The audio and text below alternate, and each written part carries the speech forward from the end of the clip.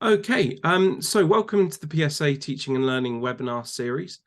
Today we're lucky to be joined by Alexander Martin, who is based at South Mediterranean University in Tunisia, and he's going to talk about the effective use of humour in teaching and politics and international relations, and go through some of the qualitative research that he's done, examining how students engage with humour within the classroom, and to discuss the sort of outcomes of the research, and to think about practical tips that can be applied to make humour sort of an engaging way of improving the sort of teaching experience for students. So without further ado, thank you very much, Alex. Adrian. Okay, so as the title suggests, this is about how I've looked at making humour and politics work together. And I'll start by saying that I've managed to get two publications out of this research. So one with PSE, but I also got one in an Australian journal as well. So one was more focused on the do's and don'ts, more focused on the don't.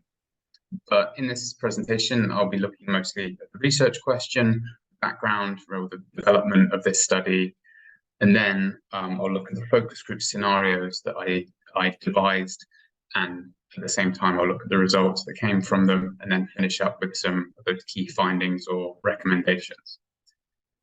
So this question is, can politics and IR lecturers use humour to, first of all, increase student engagement, increase lecture and seminar enjoyment, but then on a pedagogical level, can it be used to also increase their critical analytical skills? I came to this from doing my higher education academy teaching fellow, the D2 level, and through the portfolio work I was doing, I came across some literature about humour and teaching. And it was kind of interesting, so I just pursued it from there because it had all of these interesting points about how it can relieve stress, it can even help students retain information, it just generally make them more interested in the subject. And I just thought, there must be something to this. But at the same time, I was quite apprehensive about this idea that lecturers should be funny, should be using humour. First of all, I'd never really encountered any lecturers that I thought were really good at using humour with their teaching. I've had many inspiring lectures, but not really funny ones. And any ones that tried to be funny, I generally remember the joke rather than anything else they said. So I wasn't sure on that point. I was also not sure that it's another unfair expectation on lecturers.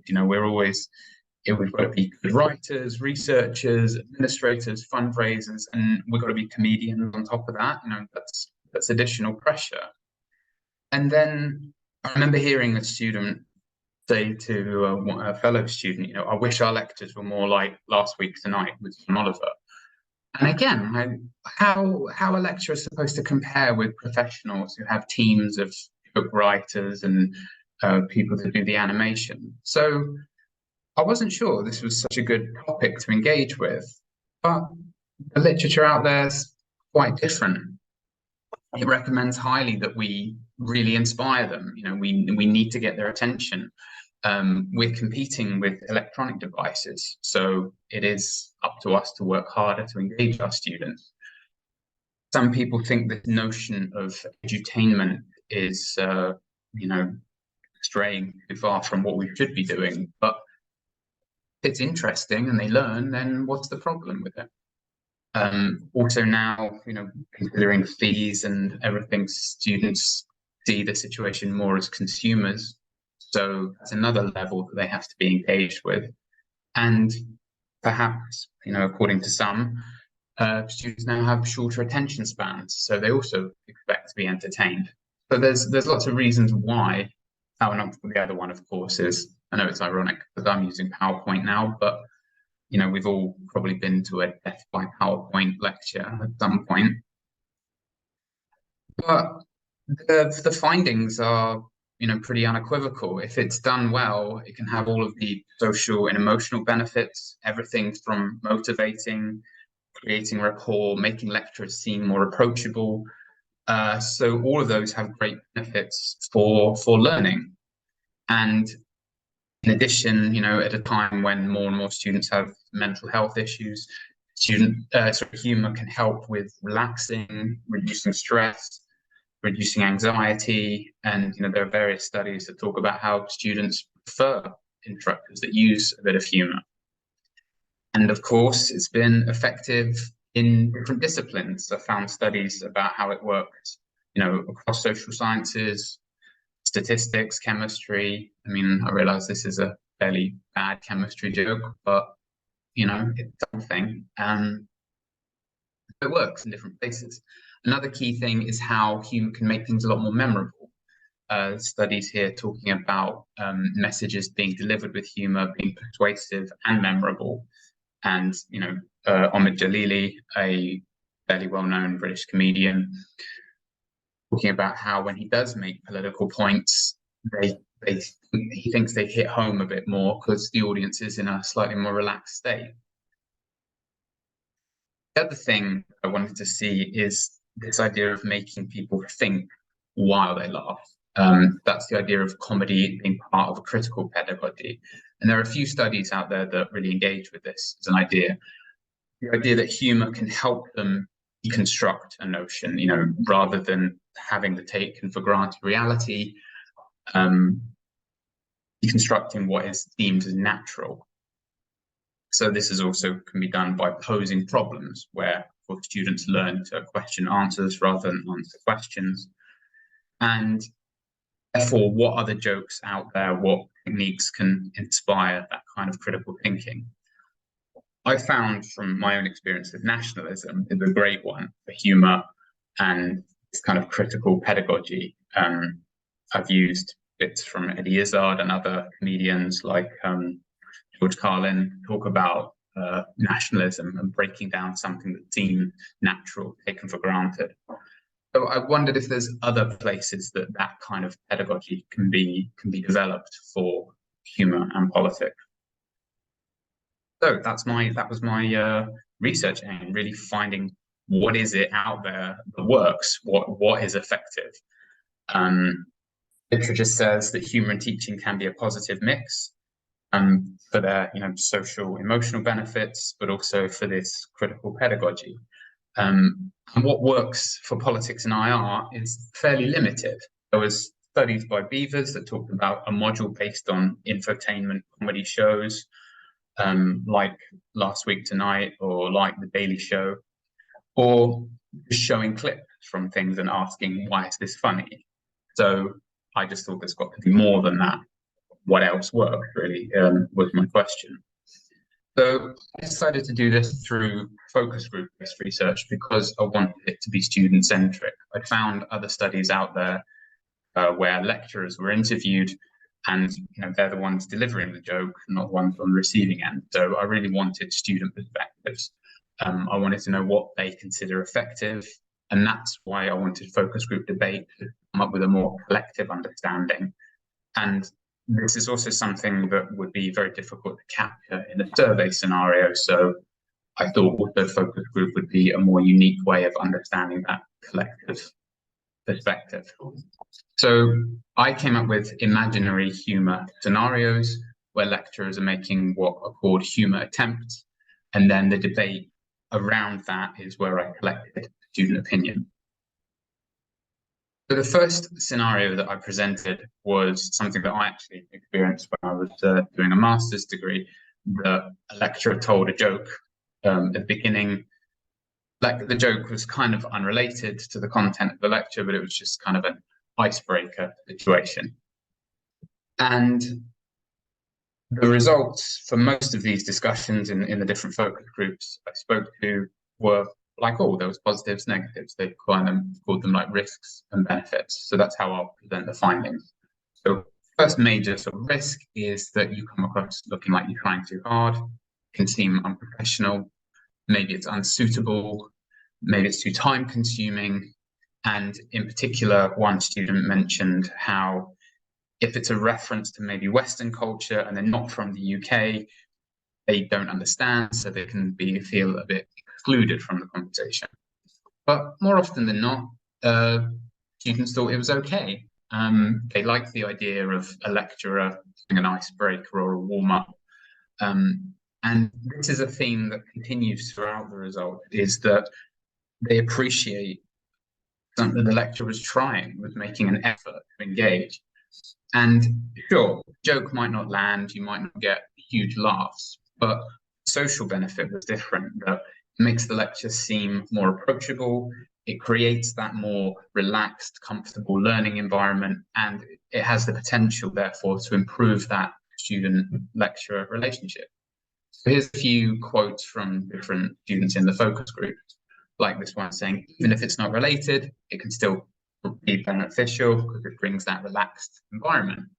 I think having a lecturer you like more, or you think is more appropriate, more approachable, is better because you're going to be more engaged. So again, not really about the joke, it's about the fact that you're trying, and therefore the students might warm up to you.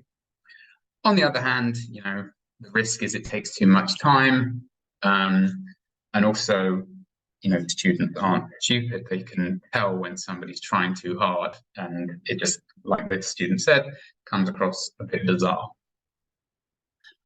Another scenario is where the lecturer was a more serious person, and then the student asks a question, and of course the lecturer responds, but slightly mocks the student. As you can guess, the results were more risk than benefit.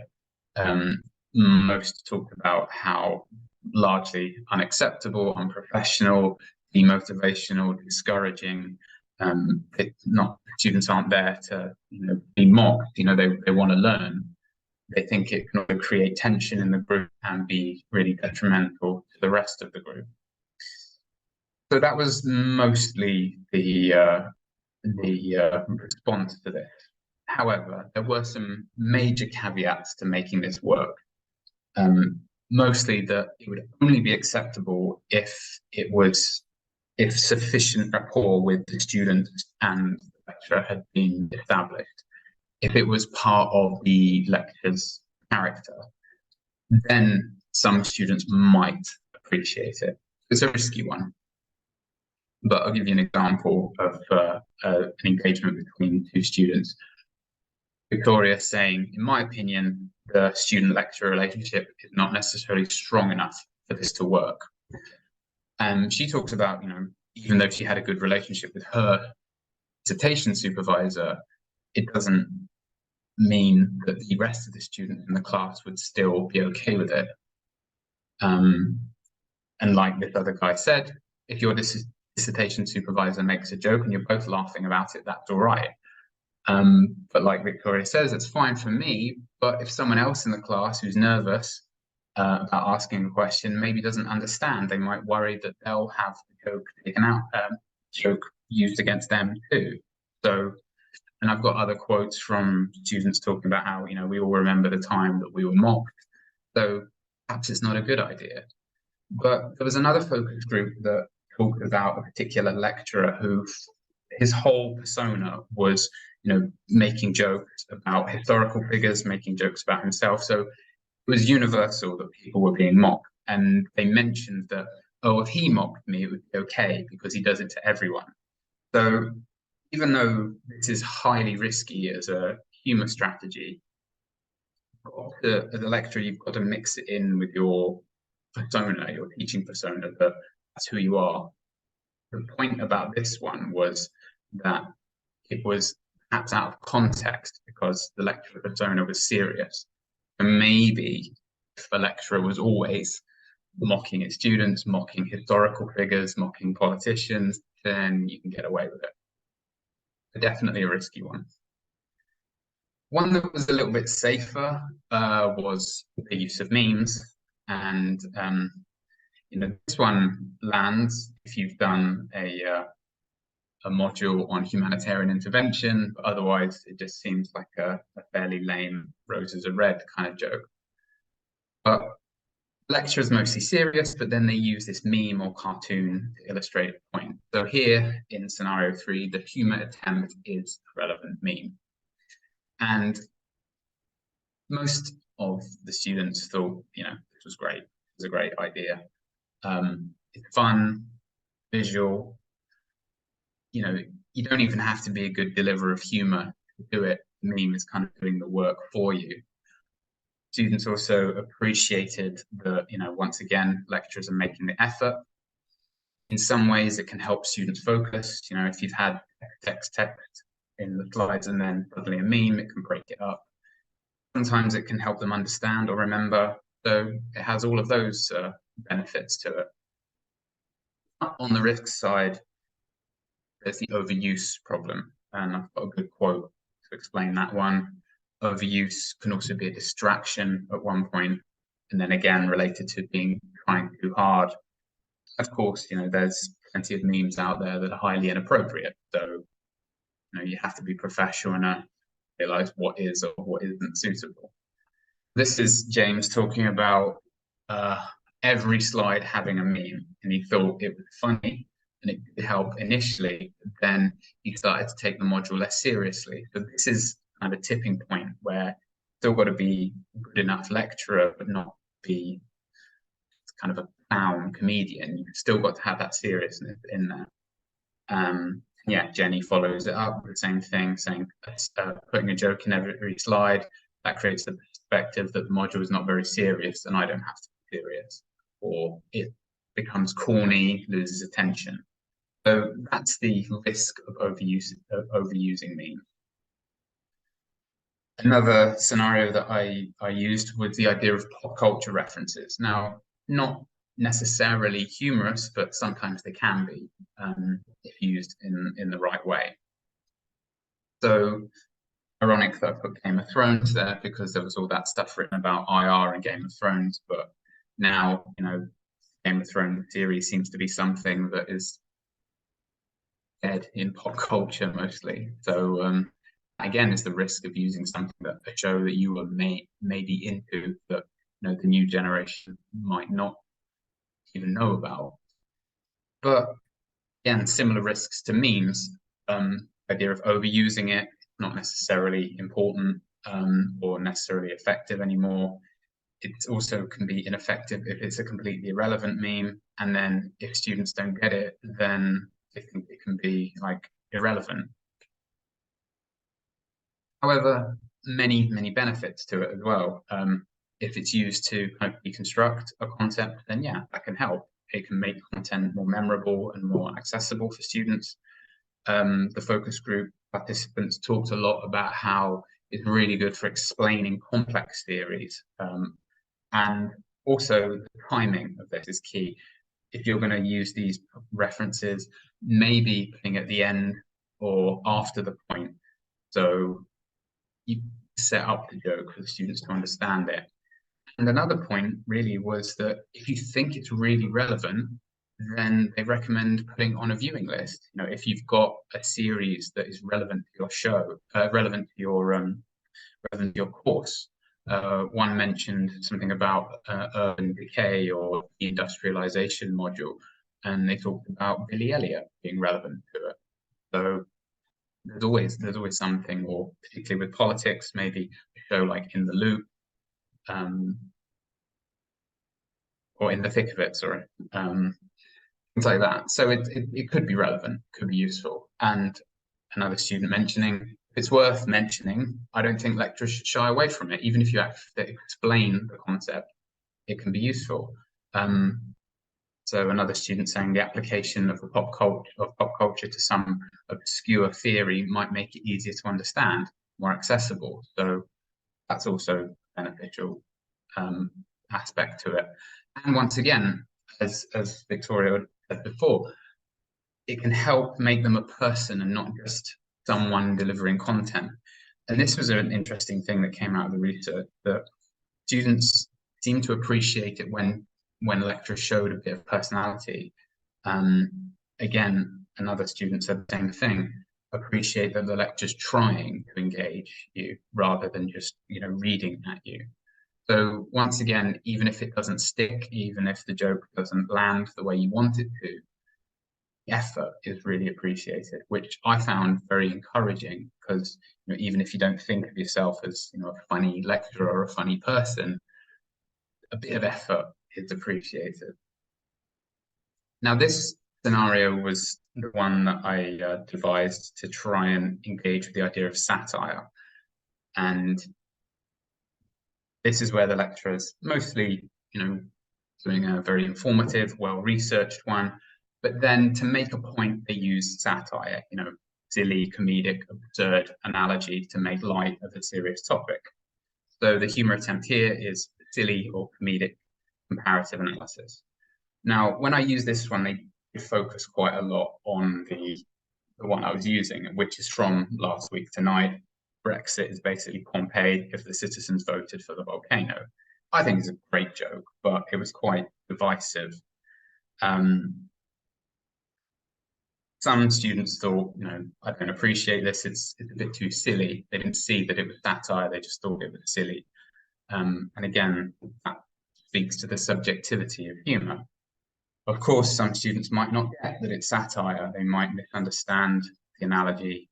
And a lot thought it would be pretty divisive it'd be pretty ineffective on a divisive subject. One student saying, those who think it is really like they voted for the volcano would like the joke, but pro-Brexit students would probably hate it.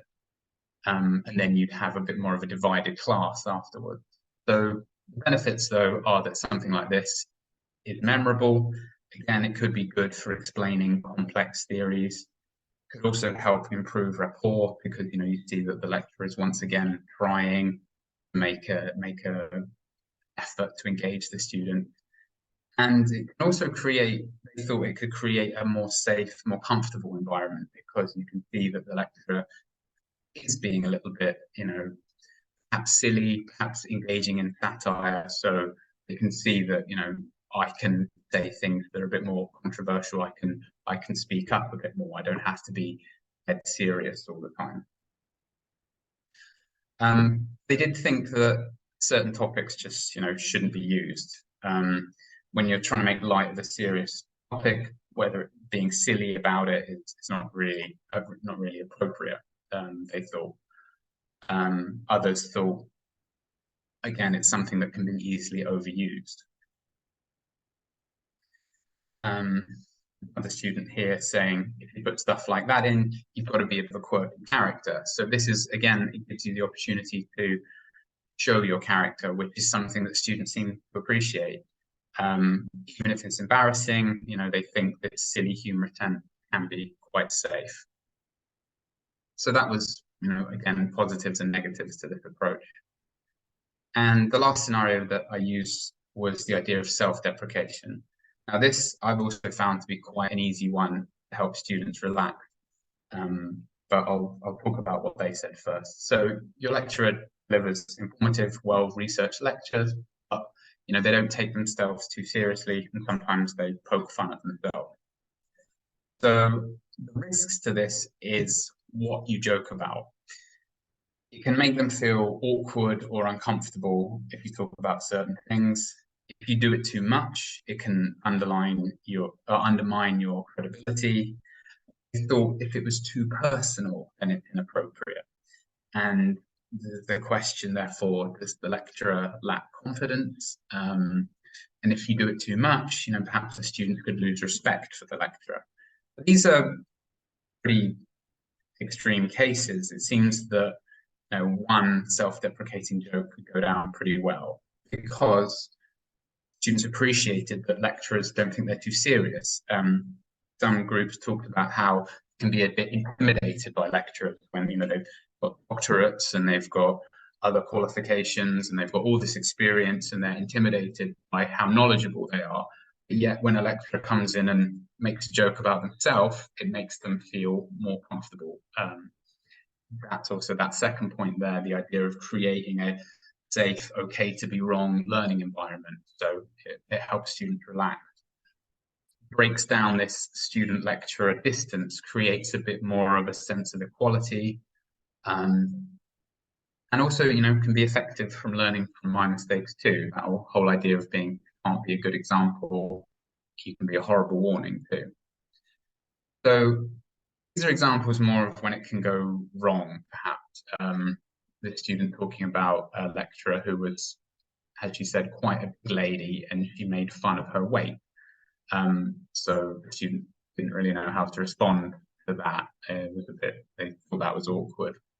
On the other hand, another said, showing you have a level of humility is relatable, but any more and it becomes pitiful.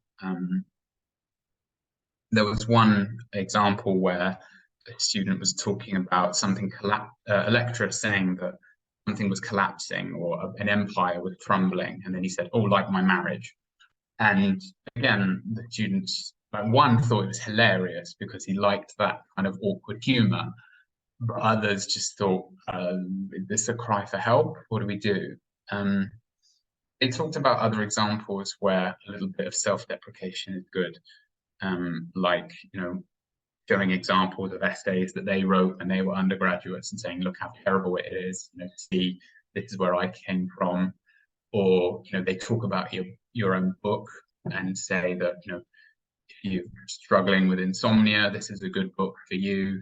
But that kind of level of humility, but keeping it on a professional level, rather than talking about, your physical appearance or your personal life, they found relatable rather than pitiful, as they said.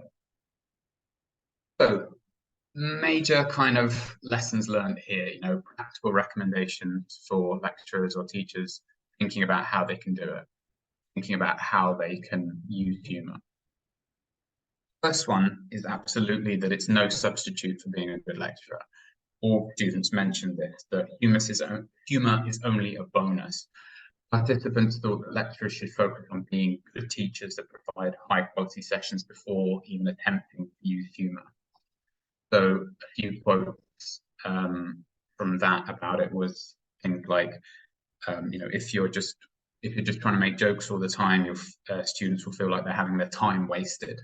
So get your material together first, get your lectures in order, and then if you want to try and bring in some humor, that's just the icing on the cake, really. The other point is really setting the tone, adopting this consistent, friendly, approachable persona from the first lecture is really important, because that's what will facilitate that rapport. That's what will make any subsequent humor attempt acceptable. You can't wait till week 6 and bring your jokes out, because students won't be expecting it. I also spoke to a professional comedian and a comedy writer about this, and he talked about environment and location being very important. So you need to establish that the environment and location that you're in your lectures is where jokes can happen and it's acceptable. So like you said, a joke about cancer is not humor in a club, but really inappropriate in a hospital. So the environment and the rules, or understanding the rules, are very important. So therefore, if a lecturer wants to do that, they need to set the tone from the beginning and be consistent. You can't have jokes one week and no jokes the next week, because students won't know what to think. They won't know if this appropriate to laugh at or not. Moderation is a key one as well.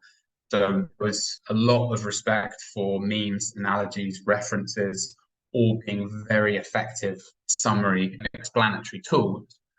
But moderation is key. The overuse can really reduce students' perception of teaching quality. They feel like their lecture time is being wasted, or they think that the lecturer is being unprofessional. So too much of a good thing there when it comes to the joke or the meme. Also very important to set up the joke properly, especially when you're teaching a new subject. A student might not really understand what the joke is about, so they need to have the knowledge before you can subvert it with the joke. Using those analogies and pop culture references facilitate explanation, but the point is that you deploy them after the content so that they get the joke. You basically have to set up before you deliver the joke. This is another funny quote from a student saying, if it's something that you find hilarious because you have a PhD in it, then go and joke about that with your lecturer friend. Basically saying, we're not going to get all your super nerdy jokes. We need a bit of context first before we can get it. Sensitive subjects, really difficult one. Joking about sensitive, serious, controversial political issues is difficult because it carries risk of offending or being insensitive, even if it's unintentional. So students ended up talking about Brexit quite a bit because I mentioned it as or had it on the slides as one of the scenarios. And this student talked specifically about who is making the joke. So, they talked about this fun lecture they had, and he made jokes about Brexit as well. And they thought that was okay because he's British. She's from a certain region of the world, different nationality, and if a lecturer made stereotypical jokes about her region, then she'd be offended because, it would be putting forward potentially biased opinions that students then believe. So maybe if you're American, then it's safer to joke about American politics. Maybe if you're French politics or something, but for not, you need to know that that might not be so well received. Targeting students, like I mentioned in that second scenario, it's a very high risk strategy, and it could work if you've got that rapport established. If you are consistent with mocking everyone and everything, then maybe students know that you're that kind of lecturer and everyone is equal. Everyone's equally a target. But really risky. Despite even having good one-on-one rapport, this approach might not be well received by others. It's too risky, to be honest.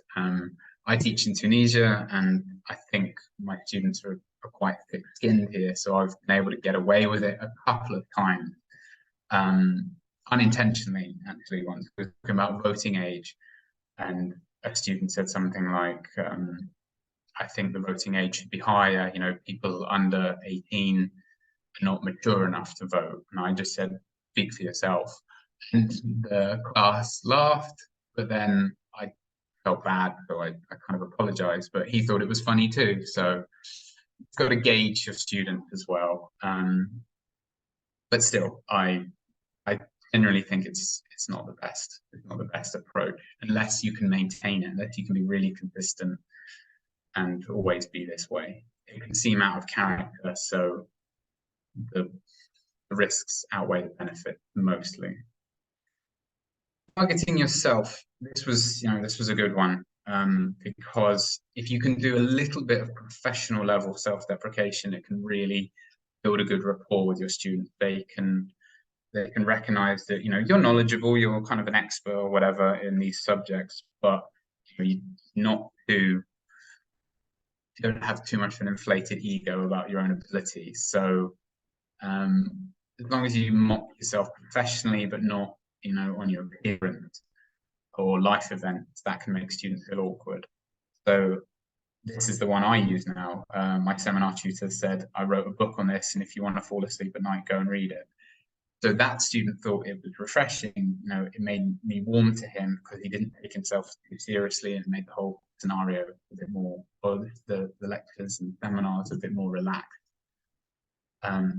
That's potentially a good way of trying a humour attempt and building that rapport. So, in conclusion, the benefits of using some humour in teaching seem to be unequivocal. The issue is giving it a go and trying to do it. Those various scenarios of perhaps using memes or pop culture references or perhaps joking at yourself, they're all attempts.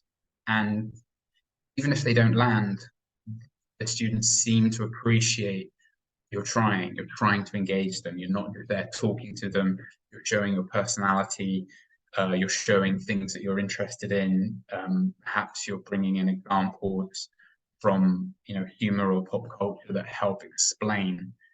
So they appreciate that.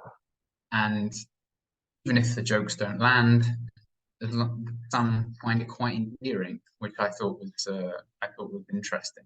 And on a personal level, I found that I changed my approach to teaching when I started thinking about how I can make a joke here or there. It made teaching a bit more enjoyable for me. I always thought that I had to be, the serious, well-prepared lecturer. And some students actually just want to be entertained. They didn't, I know they're paying lots of money to be at university, but some still want to have fun during that process. So sure, as long as you've got your serious content there, it can be kind of endearing, and students really seem to appreciate that you're having a go, at least you tried. So I strongly recommend using a couple of techniques, using some more of the safer ones, and just, building it into your repertoire, but trying to build it in consistently and definitely in moderation, and obviously try and keep it professional and not too personal. Thank you. Thanks very much, Alex, for a really, really interesting talk. So some questions sort of written down here. So to begin with, English humor has a sort of, well, I mean, we'll see a lot of jokes in sort of American shows about how obscure our sense of humor is in the UK. Did you find there was sort of much of a challenge relating to this for students who maybe didn't have English as a first language, or maybe just, English as a first language, but not sort of from the UK? Yeah, there was students from Asia in some of the focus groups, and they mentioned this idea of not getting a joke or not understanding it properly. And initially it felt a bit exclusionary, but then the rest of the group talked about it as well, and were mentioning how if the lecturer fully explains it or, mentions it, then they have a duty to help explain it. Because if it's relevant to the course, then if it's relevant to the subject, then sure, it's worth talking about.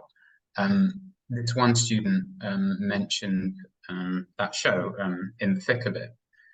The lecturer was relating to it and talking about it, but then the lecturer also said, you should go and watch this show, you should go and engage with it. And then, yeah, this student didn't know about it before, but found it really worthwhile watching. And they found that another level of education, not only getting obscure English humor, but getting something that is relevant to the course. So I know there's the whole idea that if you have to explain a joke, then it's not funny anymore. But if it's related to the content, then sure, put it in the reading list, put it in the watching list. Maybe, if you're doing throwaway kind of comments at the end, then maybe it won't land quite so well. You're more likely to need to have a British only audience to get all of them. Another student talked about how she was in Sweden and sometimes there were jokes that went over her head, but then when she asked someone to explain it, it became a good example for her to learn more about Swedish political culture or Swedish culture in general. So to answer your question about obscure things, if you can, provide a reference or at least explain it a little bit better, and if that is relevant to what you're talking about, if it's relevant to your course, then you shouldn't really shy away from it, because it is another kind of learning opportunity. So the sort of the key guideline then for dealing with this is not to just focus on the joke itself within like a lecture, but making sure that there's that sort of broader learning environment that enables all to engage. And yeah, like you say, there can be sort of spin-offs from that in terms of learning more about the sort of cultural side of political engagement within the country of study as well. So can I ask just, Yeah. sorry, yeah. So yeah, just making sure that you've got that sort of broader broader environment for learning to take place. Cool. And can I ask, did the research sort of, I know you sort of mentioned that you had, you know, this sort of idea before you sort of started going into this, you know, lecturers should be fairly serious, you know, this is, you know, somewhere where learning is to be done. Did you know, sort of subconsciously make some of these attempts prior to the sort of research, and did you sort of reflect back on situations that you had been involved in teaching and think, okay, yeah, that would have worked so much more effectively than I thought it was at the time? Because, you know, as you mentioned with your example in Tunisia, at times we all make off the cuff remarks and you're never quite sure how they land, are you? But sometimes your mouth runs faster than your brain, and it's said there, and it's out in the it's out in the world before you have that sort of opportunity to really clarify. So were there sort of things that you look back on where you think, oh, actually, you know, I was really doing interesting, good practice there, and other times where you thought, oh, okay, yeah, those things may have been.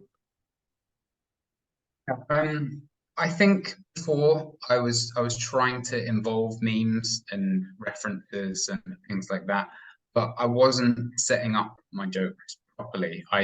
Maybe I'd start a lecture with a picture of something related to the lecture, and students just wouldn't get it because, you know, the subject was new to them. So I'm kind of saying the punchline before the joke. So that was something I really began to reflect on more and thought, okay, content, learning, and then we can subvert it later on. So that was something that I consciously changed as the, you know, memes come later. But sometimes you can start the other way around, where you use something that helps explain it to begin with, because it's that engages them. Like I remember doing an IR lecture about power, and I used a scene from Game of Thrones where Cersei is talking about power and things like that. And that was engaging in that sense because, you know, he started with something that wasn't really about politics, it was something else. But that's something you've got to decide whether, am I subverting first, or do I need to educate before I subvert? And sometimes also I'd be giving like a, you know, a serious lecture, but I'd have a meme on there that would be kind of silly or funny.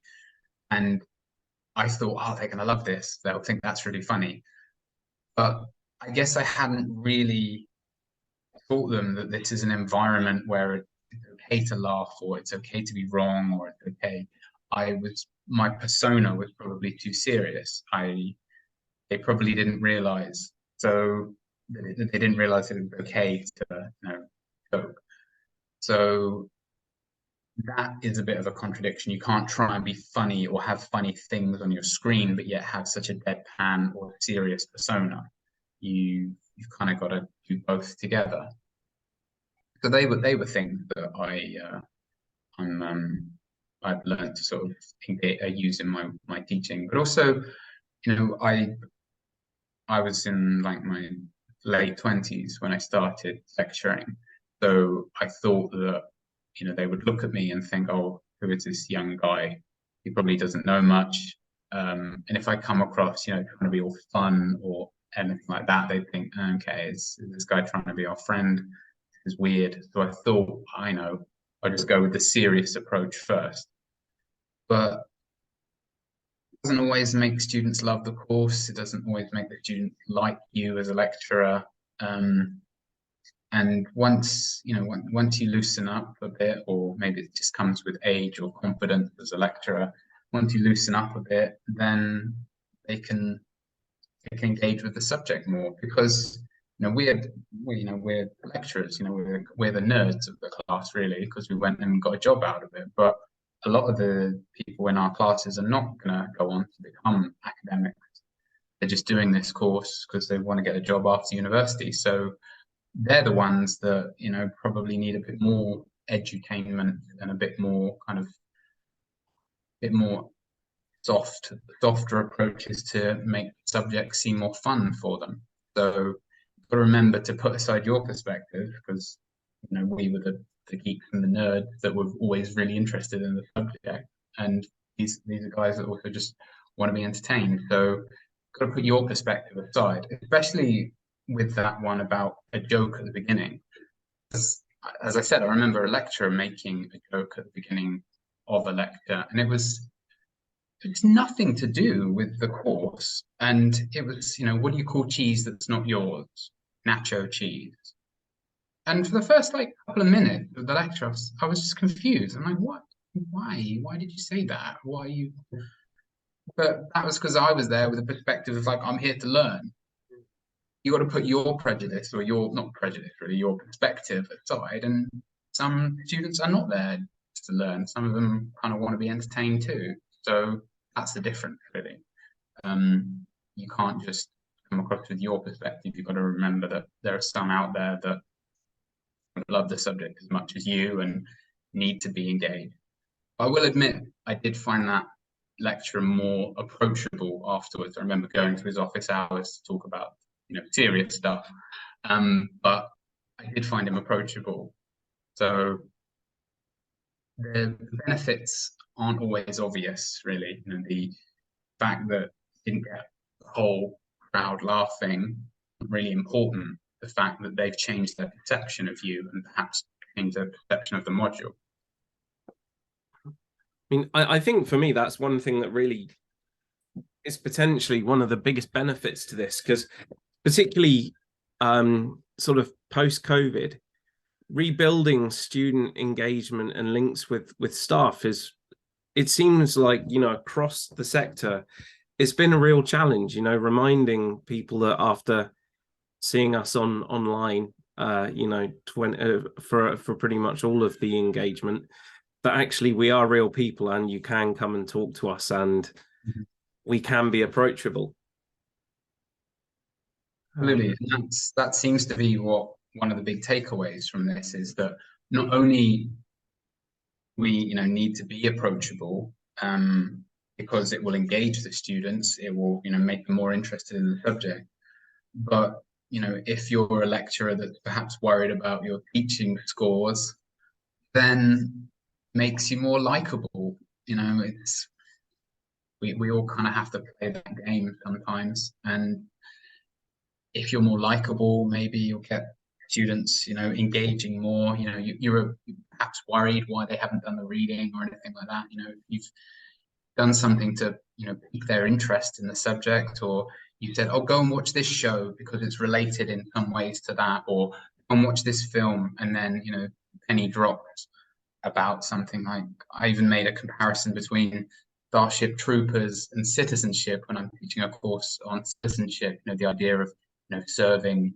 and then you get the right to vote or something. I showed clips from that, and I think it engaged them. They're just like, what is this weird film from the 90s? And I think one of them made a joke about me showing my age or something, but whatever. It just developed that rapport, and yeah, it was really interesting to see how much students want to see people talking to them. They don't want just academics. They want to know that you're a person and you've got personality, and whether the jokes are hilarious or not, they find it all endearing. Yeah. And just so obviously politics covers this huge range of complicated and difficult topics. Did you find during the sort of focus group, so I mean, maybe this is just me, but when I stand at the front of a lecture hall, I tend to have this general idea that we're all kind of the same in there. In my head, I picture a really quite homogenous group. And your sort of example in relating to Brexit made me think, oh my God, yeah, because, I do remember myself making a few jokes about that along the way, and then suddenly realizing, actually, no, you're not in this situation where there is this particular, bubble where everyone is the same. Did it shock you how much sort of variety there were in terms of views and opinions in terms of what should be considered in terms of humorous within a lecture or seminar environment, and also in terms of like the types of topics that you might be able to trial this with? Hmm. Like I mentioned with the idea of, if you're British, maybe you can make jokes about Britain. I do that with my students, and I really try hard not to make jokes about other countries that I'm not from. Um, Students talked about, unsuitable subjects, like they thought war in Iraq, Palestine, genocide, Holocaust. Sure, comedians can get away with making jokes like that, but lecturers probably can't. Just because, like I was saying before, what the professional comedian said about expectations and rules. And one student talked about how there was a lecturer who was, the one who mocked everything, and he made a joke about this was related to, invasion of Iraq, and he made some joke about the UK being America's lapdog, which, I think is funny. But you're going to have students in the class who are definitely more on the nationalist side and don't like to hear anything negative being said about their country. So yeah, risky. It is risky who you take the mick out of, even if you are British. I would think that joke is quite funny because contextually I remember, Tony Blair being a bit like George W. Bush's lapdog. But I think the key would be take the mick out of everyone, mock every political angle, so you don't look like you're always coming across with the same bias. Yeah, you should remember that there will be students in there with vastly different political opinions to you. So yeah, if you're going to do one side, you better go and roast the other side as well. Yeah. Well, thank you ever so much for that. That was a really, enlightening and engaging talk, and certainly for myself, gives me a greater degree of comfort in giving these things a go. I think it's really nice to know that if nothing else, they do sort of recognize the effort that doing these types of things can take.